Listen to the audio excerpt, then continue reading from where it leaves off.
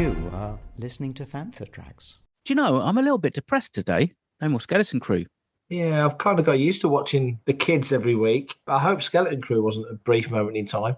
No, me too. I hope it's a second season. We don't have news of that because we're not clairvoyant. So welcome to Making Tracks. Because of the following special program, Wonder Woman and the Incredible Hulk will not be presented this evening.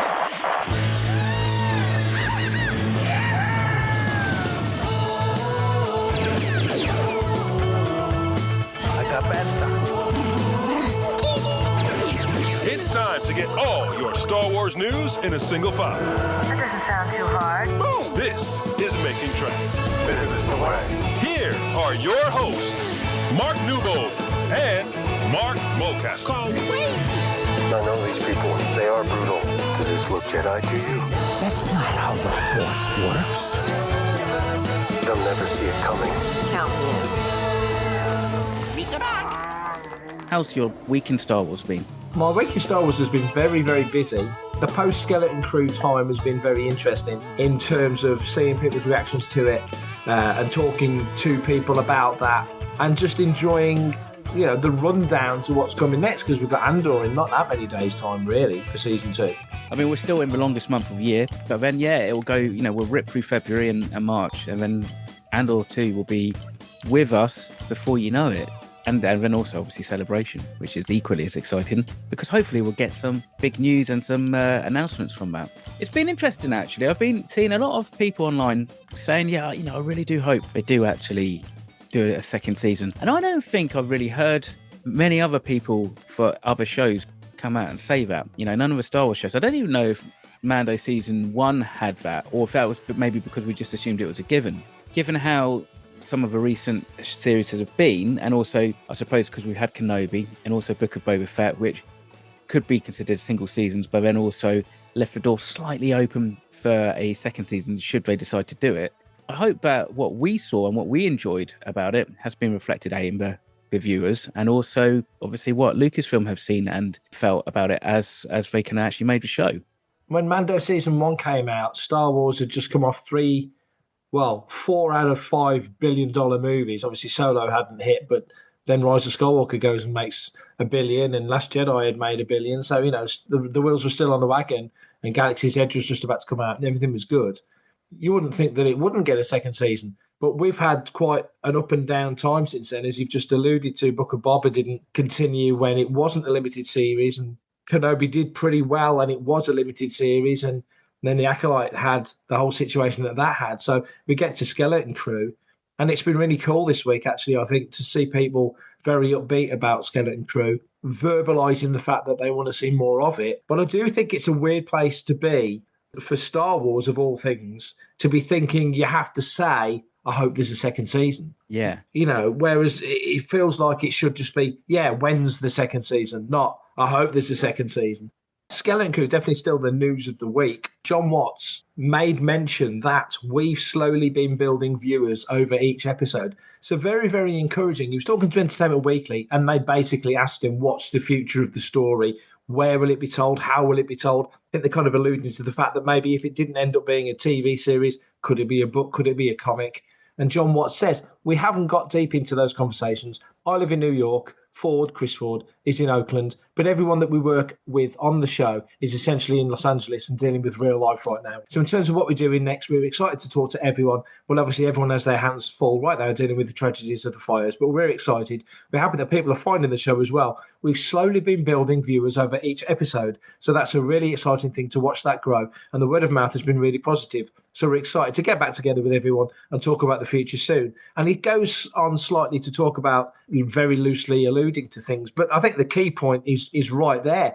The numbers are encouraging. They're ticking up every week. That's numbers that they're seeing. Maybe we out here in the fandom haven't seen that to quite the degree that they will have. They'll have analytics that we don't have. But that reads very positively, doesn't it? Well, absolutely. I mean, it's much better to be building a fan base and a viewership than losing the viewership, which I think maybe is what's happened in some of the recent shows. Like I said, I think it's just down to good word of mouth, which I think is still the best indicator of what a good show is.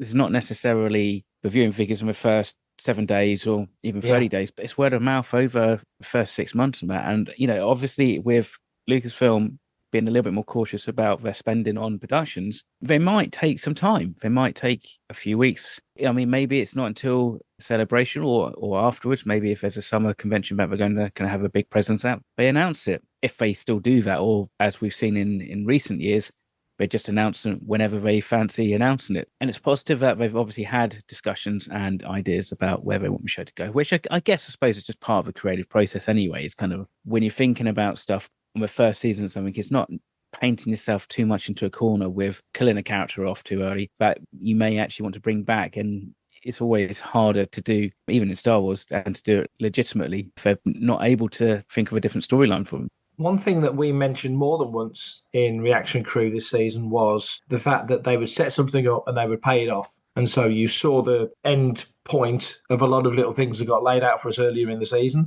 Do you think there's every reason to assume that if we do get a season 2, that they will have in the threads and the fabric of season 1 just drop little breadcrumbs? Or would you expect it to be a completely... Because this felt very... All the kids are home. Jod is in the supervisor tower. You're assuming he's about to be arrested, but, he's watching the ship go down. It feels like they've kind of put a bow on it. So if they did a second season, maybe it's a completely new story. It's a few years down the line. The kids have some notoriety because they're the kids that went off planet. At-Atin's now part of the galaxy. It depends on how far down the line they want to go. But do you think it will tie closer to season 1? Do you think this might just be a completely fresh, new thing going forward? And the only thing that moves forward is the relationships. Do you know what? I wouldn't be surprised if that's the case. And I do wonder where we are right now in the galaxy. Luke Skywalker is building his first Jedi Academy. And we have a Force sensitive who actually would make a very interesting student for young Mr. Skywalker. You talk about Anakin being too old to train. Can you imagine Luke trying to train like an old wily space pirate? 20 years older than Luke, pretty much. Sure. Yeah, maybe not exactly. quite that much, but near enough. It's got to be a good 20 years. But whole story thread, I mean, there's news and discussion this week because Yasmin El-Masari posted up on Instagram that she was cut from the first season of Skeleton Crew and she filmed some deleted scenes where she played Jod's master and sent him down that path. That could be an interesting conversation and interesting story right there if we want to kind of jump back into flashbacks. That would be the prime reason to do it. I don't think there's anything else really in At-Atin's history, unless you were to go back to the creation of At-Atin and how it all came about, why they set it up in the way that they did, understanding the interconnectivity between this planet and the other planets. So there's definitely stuff, but I quite like the idea of this kind of moving forward with just for kids, their relationships strengthening and developing as they grow and enter the wider galaxy. I think there's never going to be a better opportunity to bring Dr. Aphra into live action than those 9 worlds being explored than by her. I think if ever they're going to do it, now's the time to push the button on Dr. Aphra. 100%. And also, could you imagine Dr. Aphra and Jod? Yeah. One could act as a foil to the other, Matt. It would be so interesting. On some levels, they're very similar, but also on other levels, they're completely different. So that would be very fun, very interesting. And if you get Dr. Aphra in, you think of all those other fantastic characters, even like Sanastaros for droids, who could come over from the Marvel comics, which would be fantastic. Hi, this is Ashley Eckstein, and you're listening to Fantha Tracks. The question, are the great works referred to in Skeleton Crew anything to do with the great works of the High Republic? Again, speaking to Watson Ford, they did touch on that. John Watts once again said, I didn't want to have to fully step into that part of the universe and have the people working on it be like, it is that, but it's supposed to feel connected. So if it's not literally connected, it's still an idea that existed in the galaxy at a certain time of we can do better, we could do great things. And I think both At-Atin and the works of, and they've added in the name Chancellor Lena So, of course, from High Republic, that the works of Lena So were coming from the same place if they're not directly related, but maybe they are. So he adds the little ... at the end. But the thought that, weirdly, we've just had a High Republic era back end of, but a High Republic era show. And it turns out that the very next show, Skeleton Crew, feels like it's hooked deep in the High Republic because of At-Atin specifically as the primary location of the show, being from the era, everything we saw, everything it does. I think he's being a bit cute, to be honest. I think it's probably more connected than he's letting on. But then again, when I interviewed him a few weeks ago and said, was this story, I think you even mentioned it the other day, saying this story could have been set any time. And I said, could this have gone in another time period? I think we asked the same question actually about Acolyte. And he said, well, they kind of pitched it in this area because post-Jedi, Fall of the Empire, Lawless Galaxy, it kind of feels like it would fit into that time period really well. And also, and this is an assumption, that if it's Filoni and Favreau, they're going to want to put it in that block of time that they have control over really at the moment, from The Mandalorian sort of 6 years after Jedi through to where we are now, which is about 9 or 10, I would say. There's more connection there than he's letting on, isn't there? Yeah, I think so. I think there's more connection, but again, it's that nice way of just seeding the galaxy and the timeline with these interconnected kind of links. And it didn't feel in your face or hit over your head like we got in the Marvel comics when suddenly like High Republic's announced, and then like literally the next issue, Luke finds like a lightsaber from the High Republic era or something like that. It's just like, well, that's a bit convenient. Yeah. I mean, maybe it's just the fact that we've lived with a High Republic era for a couple of years now as fans. I think even like Starlight Beacon and I think the Great Hyperspace Relays were mentioned as one of the great works. So this could be another one. It doesn't need to be an exhaustive list as such that we need to have. Which I suppose is convenient if other things maybe come up as being a great work, which then becomes maybe used in a negative way as maybe like a weapon or something like that. I was literally thinking about the Death Star when you said about that. So yeah. Totally right. Yeah, so it's fair to mine planets, but no, it's clearly not. Yeah, so there's that option. Also, at the time they were developing this, Leslie Headland was developing Acolyte. Yeah, that was set in the High Republic. And if they knew that the schedules are set and that actually this is going to appear after the Acolyte, maybe this was just a way to just kind of try and tie the two together, like in a slight connective kind of way. We're like, okay, yeah, we are jumping around the timeline, but actually, it is all kind of connected still. I just wondered now, just off something you literally just said, that if we had had a season 2 of Acolyte, and that what you say is true, that they are loosely laying threads of spaghetti over each other of plot, and you move forward into a season 2 Acolyte and a season 2 Skeleton Crew, even though they're separated by decades, but there are some kind of tenuous connections that become more and more deeper, more formal. I just wonder because Acolyte is a High Republic show, but the further out it goes from season 1 of Acolyte towards Phantom Menace, which is kind of what Leslie Headland said she wanted to do, was to do a number of seasons moving down the timeline towards the prequel era. You're moving out of the High Republic, and things are starting to taper off towards where we get to in Phantom. I just wonder whether some of the plot elements or locations or concepts even from that era would have maybe made it into future Skeleton Crew storytelling. And what I guess I'm saying is I wonder if we'll see some of what we might have seen in Acolyte turn up in future Skeleton Crew stuff because of At-Atin being a world that seems and feels like it's tied into that High Republic era. I watch a lot of kind of criminal, organised crime, procedural type stuff. They always say follow the money. And At-Atin is kind of a source of money. But you think, what would happen if you had like a Sith master who finds out actually there's all this money? What would they do with that money?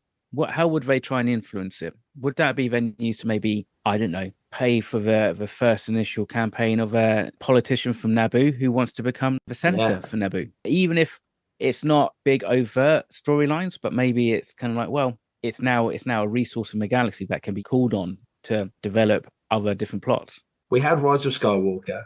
There was plot elements that to certain people felt rushed, specifically the introduction of the Emperor and the whole Exegol thing. And in storytelling outside of that, in the Darth Vader comic, you had a whole run of Exegol-related stuff. Adam Christopher with Shadow of the Sith was very much trying to bridge that gap between two eras. And there's things that were in Bad Batch that were seeding forward to other things. And lots of stuff that over the past few years has really felt like Lucasfilm are trying very hard, even though people complain about canon and yada yada, trying very hard to make things link up. And I just feel now, the more we talk about it, the more it feels evident that Skeleton Crew has got a place in that plot telling as much as Acolyte would have, and maybe will in other sort of medias.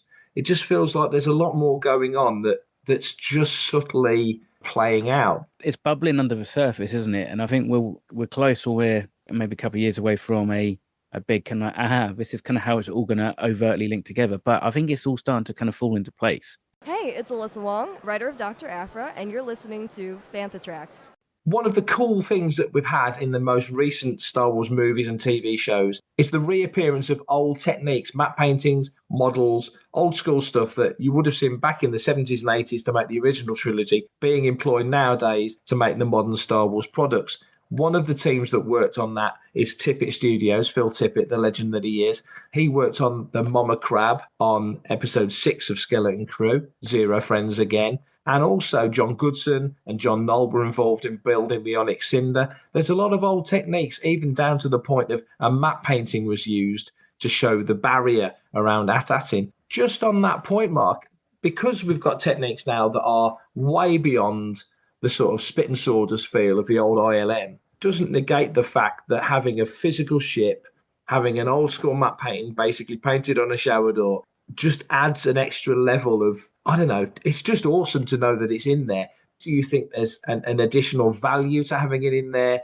Or is it the case, in very much the way that now there's a beautiful mixture between animatronics and CG characters, there's kind of a meeting point between the two, that maybe the place for physical models has returned, the place for a physical matte painting is perfectly right to use these techniques these days?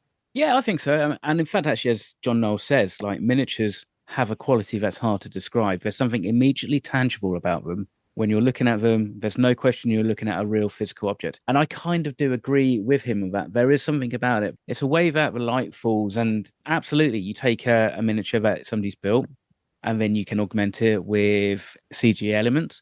And maybe actually that's a good way of doing it, because there's something about it that it doesn't matter how good we're getting with CG, we're still not 100% photorealistic. And really, because of the fact that all these ships are imagined, it will never be like photorealistic. But yet, when you create the model, you are defining those values. You're putting a panel in that place. You're then adding the weather in, and that, which in an intentional way. That then means that when you light it, and you light it in different situations, it kind of has that more kind of natural kind of feeling. It might just come down to what's more cost effective. There's an innate essence with everything that you do. Like sometimes you know, like if they've put a green screen shot in the middle of a shot of the volume and stuff, it's just something slightly different about it. And then there's also the same as like when you use a model, the way they move has that kind of feeling. Because we still use the original trilogy as our reference points, then it feels more connected to that than, say, the prequel or the sequel trilogy. Yeah, the OT is still the basis, and that's 90% of that is physical models. Obviously, we have the special editions, which, you know, added their own stuff to it. And you can tell the model Falcon from the CG Falcon very, very quickly. I mean, yeah, recently, John Goodson is the guy that people sort of think of when they think of the models these days. And obviously worked on the Razor Crest, Moff Gideon's Cruiser, the T6 Jedi Shuttle in Ahsoka. So we've had some very cool vehicles built. A physical model is always going to look more real because it literally is real. And Tippett coming in, that skill, the guy was there on set making the Rancor work, animated the Jarrett table. You can't buy that kind of skill, can you? It's experience. I don't know. And hand on heart, I don't know how many people are working in stop motion,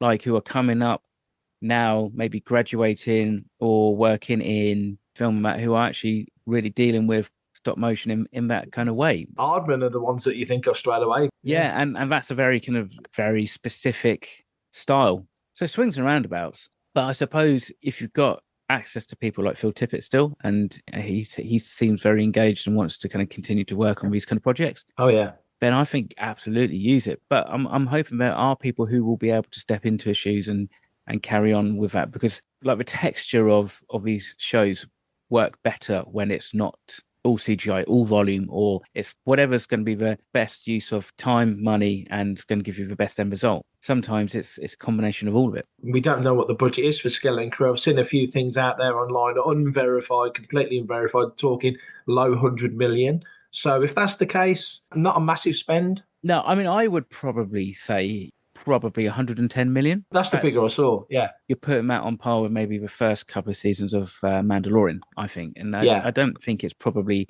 too far away from that. Barring Jude Law, there's not really any big names in it that aren't doing maybe like a cute cameo or like a small part. So, it's not like we've got Pedro Pascal and say Katie Sackhoff and Giancarlo Esposito and that. Lucasfilm and the bookkeepers will know. quality of the show's a be all and end all. That is the most fantastic. important thing. I think that's the thing. It's like you ask more questions when you don't feel like you've got the value for money. And this isn't, we're going to beat on Acolyte episode, but Acolyte cost a lot of money. Andor season 1 cost a lot of money, cost like feature film money, like 250 million. But there's something about Acolyte where you feel like it was well spent. Not only was it well spent on the screen, but also in the story development. Whereas with Acolyte, I don't necessarily think all the sets looked as good as they possibly could have done. And that's just me, and I shrug at that point. For everything in one location, daily news, reviews, interviews, podcasts, video, and social media feeds, bookmark FanthaTracks.com for Star Wars news 24/7, 365.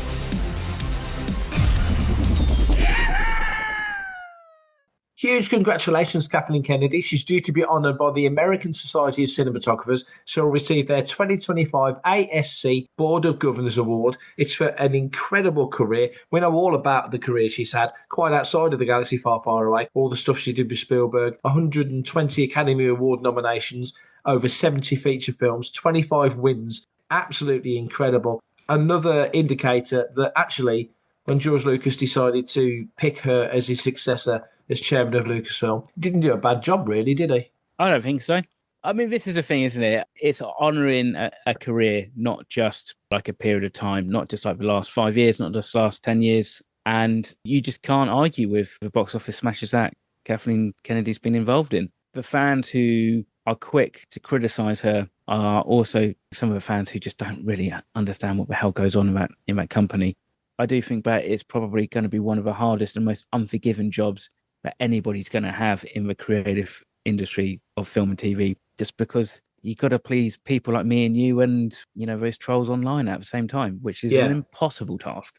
I suppose it is one of those jobs, specifically in terms of the job she does for Lucasfilm. It's creatively, it's got to tick the boxes. It's got to make sure everybody in the company is happy. It's got to make sure the shareholders are happy. And Star Wars has brought in a tremendous amount of money. It's also spent a tremendous amount of money. But I would definitely say the ledgers are well into the black across all of the various aspects of Lucasfilm. And it isn't just television that she's in charge of. She's in charge of Lucasfilm, not just movies, not just TV, but there's the parks and there's the merch and there's everything else. It's a beast of a company. So that's something that I don't think is appreciated. But again, given that she's, you know, moving forward in her career. And so it's a great time to be able to put the two thumbs up to somebody like her who has this incredible list of credits. And as you say, the trolls will just bash and say she's a secretary. Oh, it's a vanity credit. It's not a vanity credit. That's not how Hollywood works. You don't get given credits for doing nothing. So congratulations, Kathleen Kennedy. Another well-deserved award. Hi, this is George Mann, and you're listening to Fantha Tracks.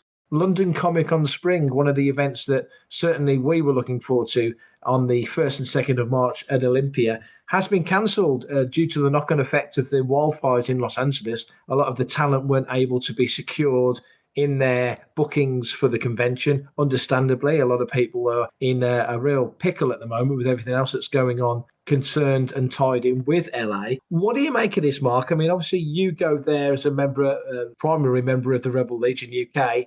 It's an event that you guys will attend, you'll fundraise at. It's another, for charity, money-generating event that this time won't be there to be fulfilled. What's the feelings of not just you guys, but the other costuming groups? I mean, I think we're all a little bit disappointed, but it was a difficult decision to make. Because Showmasters, they're not the biggest company. You take one of your tentpole conventions and you have to cancel it. That's quite a loss of earnings for the first part of the year. You know, it's a first big show. They've got London Film Fair next weekend coming up. That's a very small by comparison. So, but you've got to do it because Comic Cons and especially Showmasters have always prided on having a fantastic roster of autograph signers. If you just can't get the talent who've been advertised to get over, it makes it harder. And you kind of think, well, do you kind of cut your losses a little bit? If people aren't going to attend because the signers aren't there, then I guess you just have a weekend off, don't you? I guess. I mean, it makes you wonder what other events that are happening around the UK, are they going to be similarly affected? I know MegaCon's not a million miles away, and there's usually other events happening. I know we've got Festival of the Force happening in Newark in a couple of weeks, but generally looking at that, most of the guests are UK based. It probably won't have any kind of effect on that show, but it's a situation that I don't think anybody expected. But as they explain in the press release saying why the show's been cancelled, it actually makes a lot of sense. And so now, I guess in terms of showmasters, for the most part, your attention turns towards July with LFCC, the big show at Olympia. Hopefully, the Star Wars Zone will be there once again, and we'll all be involved. Big shame that spring's not happening, but as I say, given the circumstances happening in LA at the moment, it's quite understandable. Just had a quick look on the Showmasters Facebook page, and on the announcement, I think just about everybody who commented was kind of supportive of that decision. And I suppose the knock-on effect from a wider perspective is, how is this going to potentially affect any movies and TV series in production at the moment out in LA? What's a knock-on effect there? On top of obviously everybody else, everything else with people losing their homes and their livelihoods. You're just thinking we're kind of catching back up after the writer's strike when you have something like this. So it's a tough time out there. Hey man, it's me, Kevin Smith, a Star Wars fan, Fantha Tracks fan. We have a listener's question, and Mark, you will never guess in a million years who this question is from. I'll give you one guess. Go on then. No, I'll give you one guess. Oh, give me one. Oh, okay. Is it Ruth? No, you had one go and you failed epically. It's Skyhawker. What a surprise! I know. What are the odds? Never tell you the odds. Anyway, question. Hi, Marks. The Skeleton Crew series is now finished, and from what I've read, the viewing figures for this show are the lowest out of any of the Disney Plus Star Wars shows. Well, as we've spoken in this episode, John Watts would contest that. Hopefully, John Watts is right, but that's not this question. Back when we only had Star Wars movies, each new film was a big event which everyone went to see. I feel that because of the amount of new Star Wars content on television, the franchise has been watered down to the point that it's not such a big deal anymore and people don't care so much about it. Do you think Lucasfilm should take a break with the TV series and concentrate on making a big screen, must-see franchise like it used to be? Cheers, Skyhawker. So, basically, what Mr. Skyhawker is saying is, should Lucasfilm par it back a little bit with TV, concentrate on the big screen, make Star Wars the must-see franchise that it used to be? Over to you, Mark. Okay, so I will kind of slightly agree with Mr. Skyhawker. And actually, I know, having spoken to him offline anyway, that I don't think he watched the whole of Skeleton Crew. I don't think he watched all of it. I think he maybe watched one episode. And actually, we did invite him to join us on Reaction Crew, but we did. He politely declined, basically because he was like, yeah, it's not really my thing. That's his right, and that's completely fine. And and actually, to be honest, respect him for kind of saying, yeah, it's not really my thing, rather than it's utter.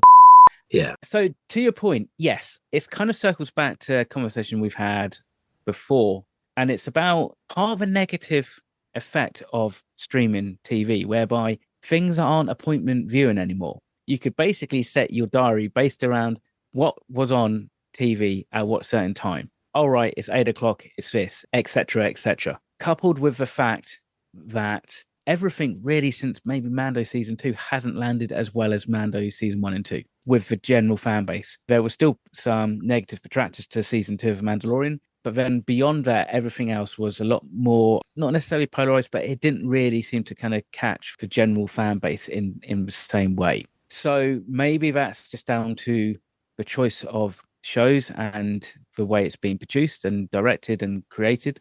Or maybe, it's just the fact that actually Star Wars is a big deal. We were on Royal Galaxy the other day, me and you, with Joe. And actually one of the things we were talking about was obviously the Revenge of the Sith anniversary this year, and also Force Awakens being 10 years, which is ridiculous. But with the exception of Attack of the Clones, every single Star Wars release has had a really big push in the cinema. There was a big kind of message. The brand and the marketing was on key. It was either like, the circle is now complete for Revenge of the Sith, or really the whole nostalgia factor for Force Awakens, and then you've got the saga is now complete for Rise of Skywalker. Yeah. The marketers have been able to hang on these core messages about the film, and that, I think, has really made it much more exciting. It means people actually do want to go and see it. I mean, Rogue One, I think a lot of its success was because Star Wars was re-energized because of Force Awakens. Yeah.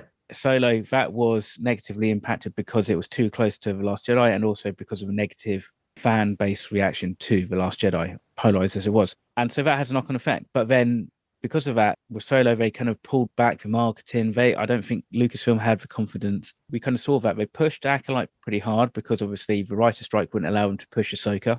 The Skeleton Crew, I feel like they pulled back a little bit because Acolyte hadn't done very well. So it's difficult to then get excited about stuff that maybe you're not really aware of, but also you don't necessarily know where it all fits in, and also how important or consequential the streaming series are to the overall story. Earlier on in the show, we talked about how like you feel like with the Mandoverse, they're kind of trying to kind of link up and set up this whole kind of notion of Exegol and, you know, the Emperor's backup plan about with the cloning and stuff. But if you don't have stuff like that, then it's kind of like, actually, how important is it? You could watch a show and actually it's kind of, well, it's cool, it's fun, it's a great show, but what does it really matter?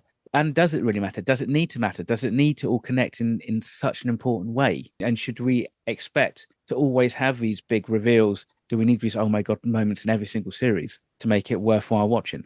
I just wonder, as you say all of that, you know, Star Wars comes out, the original trilogy, all very organic and built as it did, caught everyone on the hop, caught Fox on the hop, caught Lucasfilm, caught George probably. You know, everyone was surprised by it, but people bought into it so massively. But I just wonder, Star Wars as a block of films, as a trilogy of films, that original three, was that ever designed to run forever?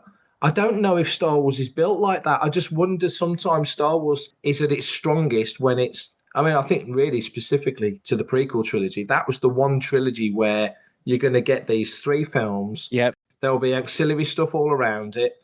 And as we remember very well, from Phantom to Clones and from Clones to Sith, Hasbro monopolized like crazy. Del Rey got books out like mad. Dark Horse was spanking comics out. Celebration starts in 99. So everything felt like it was built to monopolize on those 2-3 year blocks between the absolutely. three films, if that makes sense. And then you get past Revenge of the Sith and there's a break. And George is like, well, I ain't making 7, 8, and 9, but I will do this cartoon thing and I will do this live action thing, which of course never happened, Underworld. But nevertheless, there was an intention to do more. But I just wonder, is and was Star Wars ever designed to just keep going? Because you know that Spider-Man could just keep going. A new adventure, new villain, new threat, new problem. That's one guy. Reboot, but is Star Wars built like that? I don't know. I mean, you know, saying it now out loud sounds ridiculous because it's a whole galaxy. It's a sandbox, an infinite sandbox of stories. But if you're not telling the right stories, if you're not hooking into the right themes, if you're not catching that feel, then it kind of feels a bit redundant. That's why Skeleton Crew was such a great success, I think, because certain lines that people said, that whole thing Fern said about, you know, I'm paraphrasing, went into a really crappy galaxy, and there's still good people out there. That's a very OT George thing to say. They really caught something with that line, and I butchered it, but you know the intent. and so there's things like that within Skeleton Crew that work very well, but I don't know if you could make a season 2 of Skeleton Crew exactly like you made season 1. You've got to progress the story. You're going to move the goalposts a little bit. That's why you mentioned Mando season 1 and 2. Season 2 is very different to season 1. And season 2 worked, but then by the time we get to season 3, I don't know. It's a bit of it's a tricky one to answer, really. Well, the reason why I think the films do well is just because they're not coming out so frequently. You know, to Lee's point, that is a big part of the problem. It's supply and demand. It's like any drug. People go through withdrawal, and then when they get it again, they have a new high. Sometimes that's what it is. And I think to kind of maintain, let's call them what they are, mega franchises, yes, they are quite possibly evergreen. And I think you could, 20 years, 30 years time, when me and you are probably nearly gone, you could probably reboot. You know, we'd be talking about like 6, 7, 8, 9 generations since, you know, New Hope. Would we ever likely to get back kind of lightning in the bottle again in the same way as the original trilogy like encapsulated people? Possibly not. I don't think, whilst we're always relying on the original trilogy for its connective story points. I think the only way you could create a brand new Star Wars, is to take a other side of a galaxy view and maybe just try and create something different. But then, like, you know, there would be a massive wave of fandom who would go see a new Star Wars film because it's Star Wars, and they kind of want to see the droids, and they kind of they want somebody to go, I've got a bad feeling about this. So some of these kind of things are perennially ingrained in the franchise. I mean, we're in this weird situation whereby it's the first time really in entertainment history that we've been in this position where you've got to continuously support, breathe life and longevity into these franchises that, you know, these companies have spent millions upon billions of dollars on, and obviously fans have invested so much time on. So it's uncharted territory in some respects, and I don't necessarily think there's a perfect right answer how you go about doing this. Hello, this is Sam Whitwer, and you are listening to Fantha Tracks. Maybe we jump forward enough in time and we can try and use a legacy of the original trilogy to kind of propel these new characters. But yet, for whatever reason, that didn't happen. I think they relied too much on the original trilogy characters and the legacy, rather than let the characters kind of stand up by themselves, really, for the most part. That was a big problem. You're now intrinsically linked in the present with your original trilogy characters. Carrie Fisher was around for the first two, and Harrison was in like Force Awakens. And so you've never really just had a clean break. And I think that's part of the issue. We could have had all these fantastic stories even before George maybe had sold Lucasfilm to Disney. You do Solo, and I think with some people, Solo is too close to A New Hope in the timeline. And maybe that's the issue, is because the timeline's starting to get a little bit busy between Revenge of the Sith and A New Hope, that you can't really recast these characters in the same way. We've got to do something. There's got to be something that we've got to do. Yeah. I don't know if that answered Skyhawker's question. I have no idea if I even answered my own point when I started talking. The question posed to you and me is a question I'm 100% certain people at Lucasfilm have sat down over a coffee and gone, how do we navigate through this? Because you've got the coolest sandbox with the best toys, and it is difficult. Email radio@fanthatracks.com. Head to links.fanthatracks.com for links to our social media feeds, Fantha Tracks TV and Fantha Tracks Radio. Thanks to James Semple for the Fantha Tracks intro, Blues Harvest for our Making Tracks opening music, and Mark Daniel and Vanessa Marshall for our voiceovers. New episodes drop Tuesdays and Fridays at 7 o'clock UK time. Our weekly news show, Good Morning Tatooine, goes live Sundays at 9 o'clock UK time on Facebook and YouTube. And remember, Fantha Tracks is absolutely free, so it costs nothing to stay updated on all the latest Star Wars news. We do appreciate whoever sends us questions. They do get, and comments get read out on the show. So until next time, everybody stay safe, take care. We're going to have another special wash-up episode, and this is not anything to do with being in a bath, but like Neil? Bubble baths are canon. That is actually something that brings warm feelings to my heart. So until next week, everybody, have a fantastic Star Wars week, and stay safe, take care, and may the Force be with you. Coming up next on Fantha Tracks Radio, it's the Fantha from Down Under. She's not bad looking either. Leaving that in.